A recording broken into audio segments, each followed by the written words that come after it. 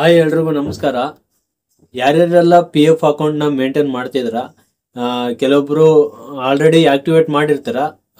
Activate ಮಾಡಿದ್ಮೇಲೆ ಏನಾಗುತ್ತೆ ಅಂತಂದ್ರೆ ನಿಮ್ಮ ನೇಮ್ ಏನಾದರೂ ಚೇಂಜಸ್ ಮಾಡಬೇಕಾಗಿರುತ್ತೆ. ಕೆಲವೊಂದು ಟೈಮಲ್ಲಿ ನೇಮ್ ಚೇಂಜ್ ಆಗಿರುತ್ತೆ, ಆಮೇಲೆ ಡೇಟ್ ಆಫ್ ಬರ್ತು ಚೇಂಜ್ ಆಗಿರುತ್ತೆ. ಇದು ಏನಾದರೂ ನೀವು ಚೇಂಜ್ ಮಾಡ್ಬೇಕಂತಂದ್ರೆ ಇದ್ರ ಬಗ್ಗೆ ಆಲ್ರೆಡಿ ನಾನು ಒಂದು ವಿಡಿಯೋ ಮಾಡಿದ್ದೀನಿ. ಇಲ್ಲಿ ಕಾರ್ಡಲ್ಲಿ ನೀವು ನೋಡ್ಬೋದು, ಮೇಲೆ ಆಪ್ಷನ್ ಬರ್ತಿದೆ. ಬಟ್ ಆಕ್ಟಿವೇಟ್ ಮಾಡೋಕ್ಕಿಂತ ಮುಂಚೆ ಬಹಳಷ್ಟು ಜನ ಪ್ರಾಬ್ಲಮ್ ಫೇಸ್ ಮಾಡ್ತಿದ್ದಾರೆ. ಆಕ್ಚುಲಿ ಬಹಳಷ್ಟು ಜನ ಅವರು ಒಂದು ಪಿ ಎಫ್ ಅಕೌಂಟ್ ನಂಬರ್ ಏನಿರುತ್ತಲ್ಲ, ಯು ಎ ಎನ್ ನಂಬರು, ಅದನ್ನ ಆಕ್ಟಿವೇಟೇ ಮಾಡಿಲ್ಲ. ಯಾಕೆಂತಂದ್ರೆ ಅವರು ಏನು ಕಂಪ್ನಿ ಜಾಯ್ನ್ ಆಗಿರ್ತಾರಲ್ಲ, ಅಲ್ಲಿರೋಂಥ ಎಚ್ ಆರ್ಸ್ ಏನಿರ್ತಾರಲ್ಲ, ಪೋರ್ಟಲಲ್ಲಿ ಅಂದರೆ ಇ ಪಿ ಎಫ್ ಪೋರ್ಟಲಲ್ಲಿ ಅಪ್ಲೋಡ್ ಮಾಡುವಾಗ ಆಸ್ ಪರ್ ಆಧಾರ್ ಕಾರ್ಡ್ ಏನಿರುತ್ತಲ್ಲ ಅದನ್ನ ಅಪ್ಲೋಡ್ ಮಾಡಲ್ಲ. ಕೆಲವೊಂದು ಟೈಮಲ್ಲಿ ಒಂದು ಸ್ಪೆಲ್ಲಿಂಗ್ ಏನಾದರೂ ಮಿಸ್ಟೇಕ್ ಮಾಡಿದ್ರು ಅಂತ ಅನ್ಕೊಳ್ಳಿ. ಆ ಥರ ಏನಾದರೂ ಆಗಿದ್ರೆ ನೀವು ಏನೋ ಮಾಡಿದ್ರು ಆಕ್ಟಿವೇಟ್ ಆಗಲ್ಲ ನಿಮ್ಮ ಯು ಎ ನಂಬರ್. ನಿಮಗೆಲ್ಲ ಅಕೌಂಟಲ್ಲೆಲ್ಲ ಅಮೌಂಟ್ ಬೀಳ್ತಿರುತ್ತೆ. ಅಂದರೆ ನಿಮ್ಮದು ಯು ಎ ನಂಬರ್ ಏನಿರುತ್ತಲ್ಲ, ಆ ಒಂದು ನಿಮ್ಮ ಅಕೌಂಟ್ ಪಿ ಎಫ್ ಅಕೌಂಟಲ್ಲಿ amount ಬೀಳ್ತಿರುತ್ತೆ.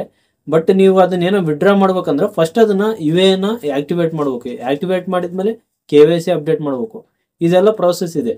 But first of all ನೀವು ಒಂದು ಯು ಎನ ಆಕ್ಟಿವೇಟ್ ಮಾಡ್ಬೇಕಂತಂದ್ರೆ ಆ ಡಾಟಾ ಕರೆಕ್ಟ್ ಆಗಿರ್ಬೇಕಲ್ವಾ.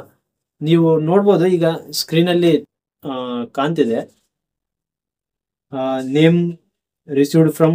ನೀವೇನಾದರೂ ಪಿ ಎಫ್ ಇದರಲ್ಲಿ ಪೋರ್ಟಲಲ್ಲಿ ಹೋಗಿ ಏನದು ಪಾಸ್ವರ್ಡು ರೀಸೆಟ್ ಮಾಡ್ಬೇಕಂತ ಭಾಳಷ್ಟು ಜನ ಟ್ರೈ ಮಾಡ್ತಿರ್ತೀರ. ಅವಾಗ ಏನಾಗುತ್ತೆ ಅಂತಂದರೆ ಇಲ್ಲಿ ಏನು ಕಾಣ್ತಿದೆಯಲ್ಲ, ನೀವು ಸ್ಕ್ರೀನ್ ಮೇಲೆ ನೋಡ್ಬೋದು, ನೇಮ್ ರಿಸೀವ್ಡ್ ಫ್ರಮ್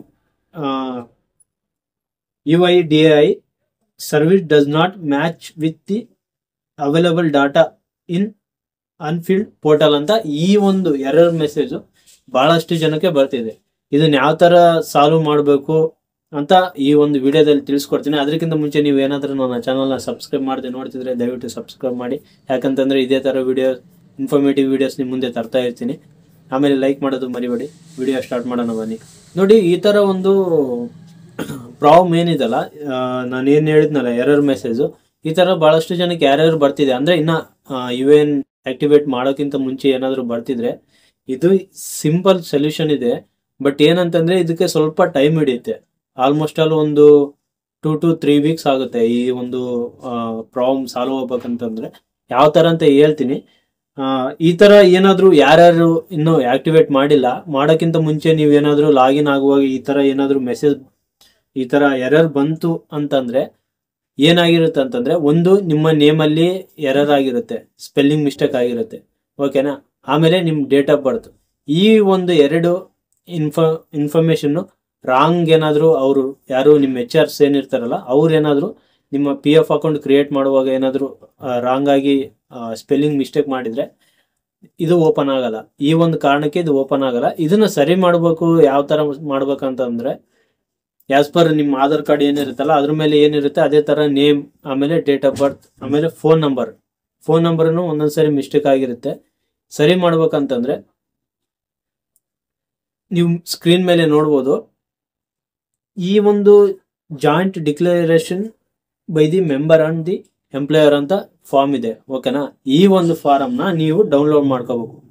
ಡೌನ್ಲೋಡ್ ಮಾಡಿಕೊಂಡು ಕೆಳಗಡೆ ಡಿಸ್ಕ್ರಿಪ್ಷನಲ್ಲಿ ಕೊಟ್ಟಿರ್ತೀನಿ ಈ ಒಂದು ಫಾರಮ್ನ ಲಿಂಕ್ನ ನೀವು ಡೈರೆಕ್ಟಾಗಿ ಗೂಗಲ್ ಥ್ರೂ ಡೌನ್ಲೋಡ್ ಮಾಡ್ಕೋಬೋದು, ಓಕೆನಾ. ಡೌನ್ಲೋಡ್ ಮಾಡ್ಕೊಂಡು ಆಮೇಲೆ ಪ್ರಿಂಟ್ ತಕ್ಕೊಂಡು ಏನು ಮಾಡ್ಬೇಕಂತಂದರೆ, ಇದರಲ್ಲಿ ನೀವು ಏನು ಫಿಲ್ ಮಾಡೋದು ಬೇಡ, ಜಸ್ಟ್ ನೀವು ಫಿಲ್ ಮಾಡಬೇಕಾಗಿರೋದು ಇಲ್ಲಿ ನೀವು ಕಾಲಮಲ್ಲಿ ನೋಡ್ಬೋದು, ಪರ್ಟಿಕ್ಯುಲರ್ಸ್, ಕರೆಕ್ಟ್, ರಾಂಗ್ ಅಂತ ಇದೆ. ಈ ಮೂರು ಕೆಳಗಡೆ ನೀವು ನೋಡ್ಬೋದು, name, father and husband name, PF EPS account, date of birth, date of joining, date of leaving. ಈ date of joining, date of leaving ಏನಿದೆಯಲ್ಲ ಅದು ಬಿಟ್ಬಿಡಿ, ಅದನ್ನೇನು ಫಿಲ್ ಮಾಡೋಕೆ ಹೋಗಬೇಡಿ. ನಿಮಗೇನು ಮೇಲೆ ಈಗ ನಿಮ್ದು ಏನಾದರೂ ನೇಮ್ ಎರರ್ ಆಗಿತ್ತಂತಂದರೆ ಇಲ್ಲಿ ನೋಡಿ, ಕರೆಕ್ಟ್ ನೇಮ್ ಏನಿರಬೇಕು ಅದನ್ನು ನೀವು ಮಾಡಿ. ಇಲ್ಲಿ ಪಕ್ಕದಲ್ಲಿ ರಾಂಗ್ ಅಂತ ಇದೆ, ಅಂದರೆ ಈಗ ಪ್ರೆಸೆಂಟ್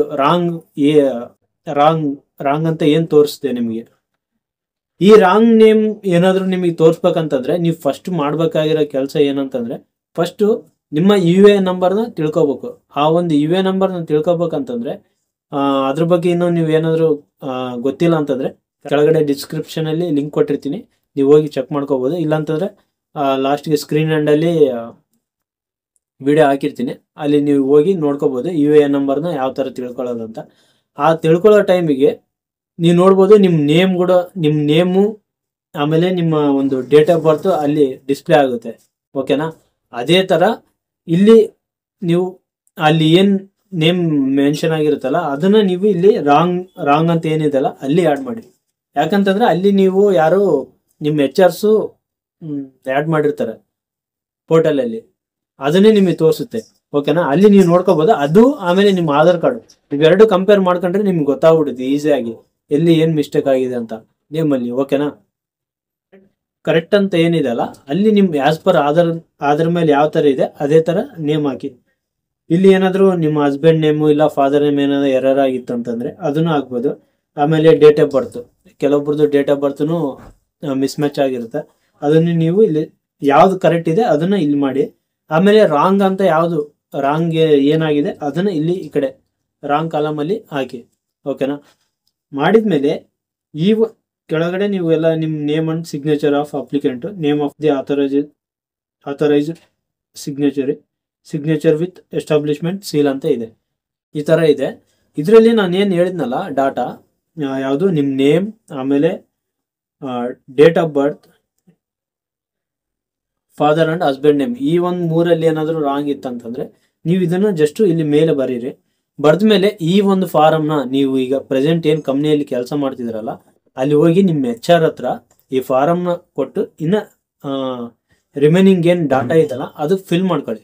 ಅವ್ರಿಗೆ ಹೇಳಿ ಈ ಥರ ನಂದು ಆ್ಯಕ್ಟಿವೇಟ್ ಆಗ್ತಿಲ್ಲ, ಈ ಥರ ನೇಮ್ ಏನೋ ಎರರ್ ಆಗಿದೆ, ಅದನ್ನು ಸರಿ ಮಾಡ್ಕೋಬೇಕು ಅಂತ ಹೇಳಿ ಅವ್ರಿಗೆ. ಇದನ್ನು ಫಿಲ್ ಮಾಡಿ ಇದ್ರ ಜೊತೆ ನಿಮ್ಮ ಪಾನ್ ಕಾರ್ಡ್ ಮತ್ತು ಆಧಾರ್ ಕಾರ್ಡ್ ಈ ಒಂದು 2 ಜೆರಾಕ್ಸ್ನ ಇದ್ರ ಜೊತೆ ಕೊಡಿ. ಓಕೆನಾ? ಇದೆಲ್ಲ ಅವ್ರು ಫಿಲ್ ಮಾಡಿ ಸೀಲ್ ಹಾಕಿ ಕೊಡ್ತಾರೆ ನಿಮ್ಮ ಕಂಪ್ನಿದು. ಓಕೆನಾ?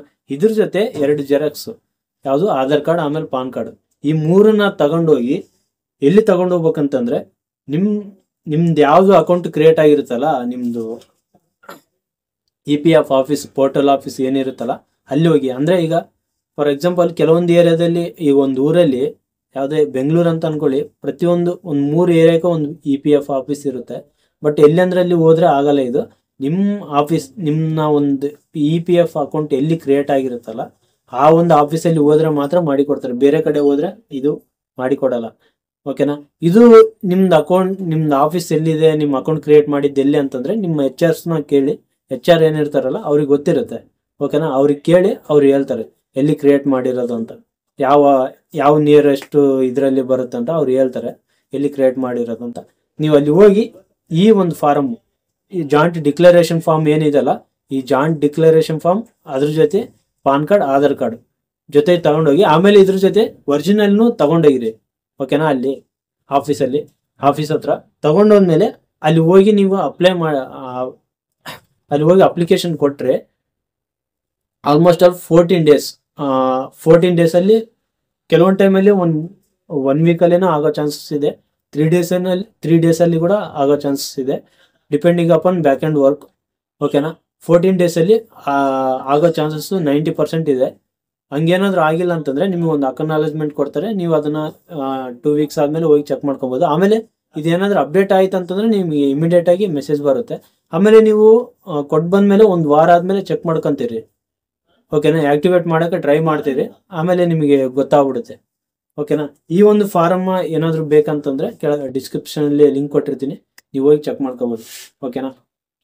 ಐ ಹೋಪ್ ಈ ವಿಡಿಯೋ ನಿಮಗೆ ಇಷ್ಟ ಆಗಿದೆ ಅಂತ ಅನ್ಕೊತಿದ್ದೀನಿ. ವಿಡಿಯೋ ಇಷ್ಟ ಆಗಿದ್ರೆ ದಯವಿಟ್ಟು ಲೈಕ್ ಮಾಡಿ, ಆಮೇಲೆ ಸಬ್ಸ್ಕ್ರೈಬ್ ಮಾಡದೆ ಯಾರಾದರೂ ನೋಡ್ತಿದ್ರೆ ದಯವಿಟ್ಟು ಸಬ್ಸ್ಕ್ರೈಬ್ ಮಾಡಿ. ಇದೇ ಥರ ಇನ್ಫಾರ್ಮೇಟಿವ್ ವಿಡಿಯೋ ನಿಮ್ಮ ಮುಂದೆ ತರ್ತಾ ಇರ್ತೀನಿ. ಮುಂದಿನ ವಿಡಿಯೋದಲ್ಲಿ ಸಿಗ್ತೀನಿ. ನಮಸ್ಕಾರ.